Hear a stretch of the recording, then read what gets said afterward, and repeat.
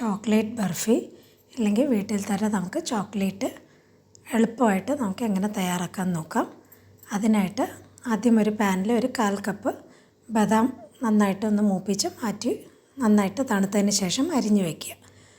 ഇനി 1 കപ്പ് പഞ്ചസാര 1/4 കപ്പ് വെള്ളം ഒഴിച്ച് 1 കമ്പി പരുവം ഇതുപോലെ നന്നായിട്ട് തിളപ്പിച്ച് 1 കമ്പി പരുവമാകുമ്പം ഗ്യാസ് ഓഫ് ചെയ്തിട്ട് അതിലേക്ക് ഒരു 1/2 ടീസ്പൂൺ വാനില പൗഡറാണ് ഇട്ടിരിക്കുന്നത്.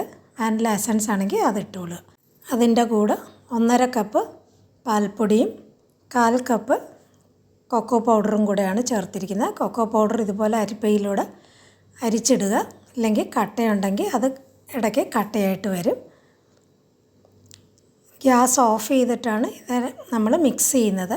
നന്നായിട്ട് കട്ടിയായിട്ട് വരുന്നത് വരെ ഇതുപോലെ ഇളക്കി കൊടുത്തുകൊണ്ടിരിക്കുക. ഒരുവിധം കട്ടിയായി വരുമ്പോൾ അതിലേക്ക് ഒരു 1 ടേബിൾ സ്പൂൺ വെണ്ണയും കൂടെ ചേർത്ത് നമ്മൾ അരിഞ്ഞു വെച്ചിരിക്കുന്ന ബദാമും കൂടെ ചേർത്ത് ഇതുപോലെ നന്നായിട്ടൊന്ന് ഏകദേശം ഉരുണ്ട് വരുമ്പം ഒരു ട്രേയിലേക്ക് ബട്ടർ പേപ്പറും കൂടെ ചേർത്ത് ഒരു ട്രേയിലേക്ക് ഇതുപോലെ മാറ്റി ഒരു വെണ്ണ തടവിയ സ്പൂണ് വെച്ച് നന്നായിട്ട് ഷേപ്പ് ചെയ്തിട്ട് ബാക്കിയിരിക്കുന്ന ബദാം കൊണ്ട് അലങ്കരിച്ച് ഏകദേശം പകുതി സെറ്റായി വരുമ്പം, ഇപ്പം സ്ക്വയർ ആണെങ്കിൽ സ്ക്വയർ, ഡയമണ്ട് ആണെങ്കിൽ ഡയമണ്ടായിട്ട് നമുക്കിതുപോലെ മുറിച്ചെടുക്കാം.